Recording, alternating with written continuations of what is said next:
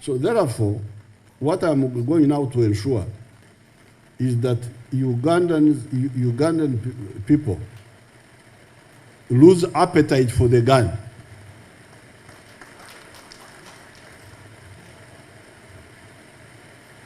I am going to supervise these operations myself so that if a rustler sees a gun, even if it is lying down here, he will not touch it. So therefore, I want to appeal to you to take these messages to those boys, those young people, that please bring back the guns voluntarily. The neighbors having guns, Turkana, South Sudan, and so on. I think where the army has a weakness is not responding, not developing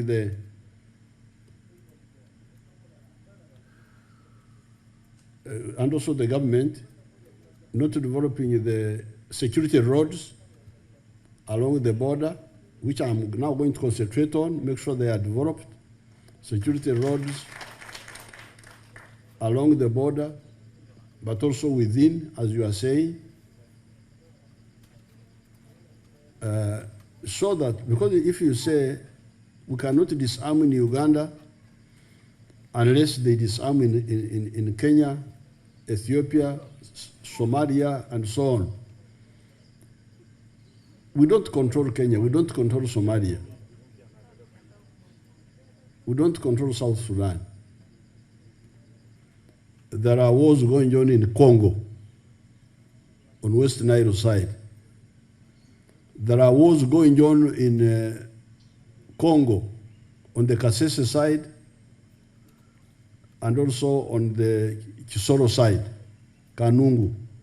But there are no guns coming into Uganda, because there are no Ugandans bringing those guns. Yeah. The guns are there in Congo, they're there in what? But you don't hear of any gun issue in Kanungu, Kisoro, Kasese, Bundubujo. No. Why? Because there are no local constituency for guns. Your Excellency, we have come to appeal to you if you can grant these people amnesty.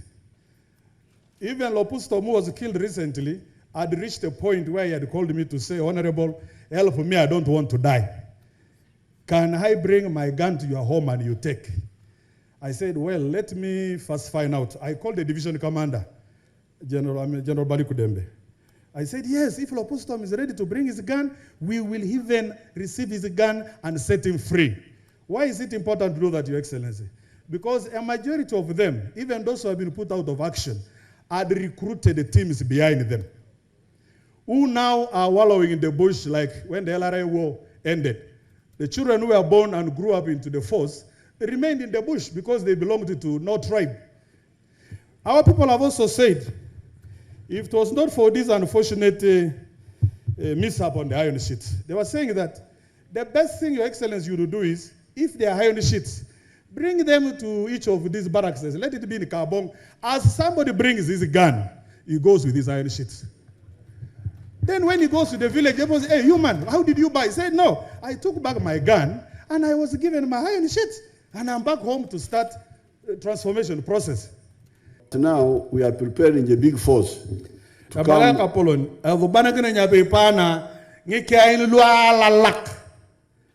come and really fresh, like we did at the beginning of the disarmament. But the question is, why all this?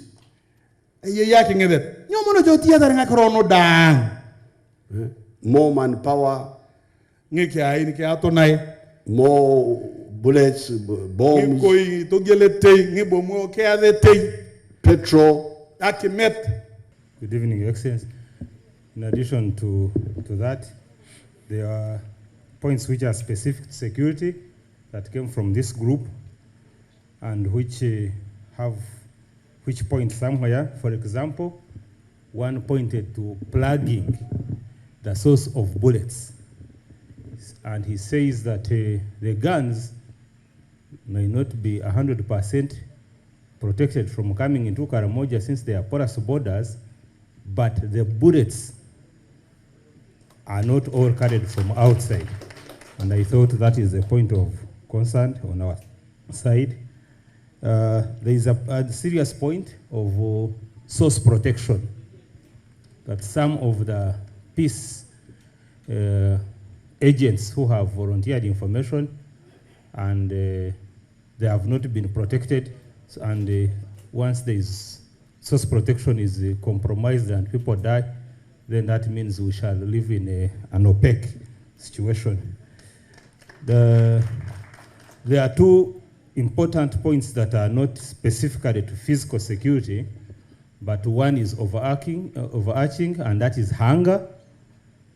It was repetitive that this hunger is even creating other sorts of crime, like ambushing vehicles and even going to disrupt the urban centers, which means that we need to look beyond the traditional security of disarmament.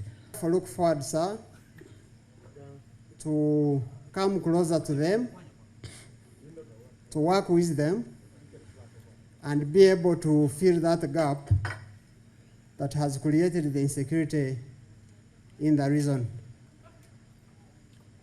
And with that, we are optimistic that we shall find, working with them, we shall find a solution to ensure that the region becomes peaceful, Your Excellency. So, anybody who is a friend of, really who cares about you people, should never talk of guns. When I came to Karamoja to campaign for UPM, we took part in the campaign, although we knew they were going to rig, but we knew what we would do. When I came, what is the population of Karamoja? 190,000. So, where are the children? Karamojong married many women are here. So where were the children in 1980 when I came there? Where were the children going? Killed by disease. What is the population of Karamoja now? About 1 point something? About 1.2, 1.3. Yes. Those are my children. Because when you don't kill my people, they immunize them. But when they are immunizing, then you kill some. But still, the population has come up. Because of mainly immunization. But I think also with the disarmament, maybe less dying by gun. Now, after we removed the guns from 2007 to 2018, there was peace in the whole of Karamoja. Because you see, the money we are squandering with the army, fuel, bombs, that's money which should be helping you to make dams.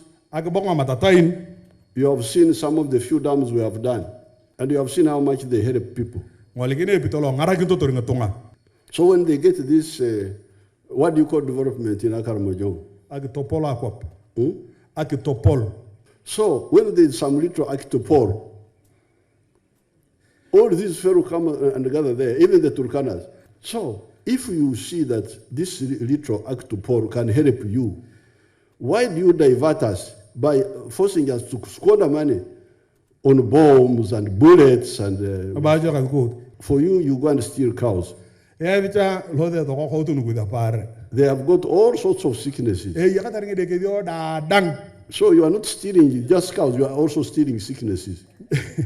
So the big number of cows is in areas which are peaceful.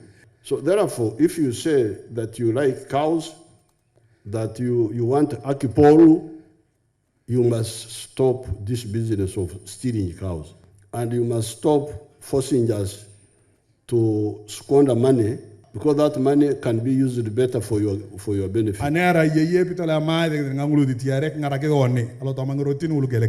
You have seen how we have tarmacked Soroti, Moroto Road. Security roads was a very key and fundamental decision you made, Mr. President.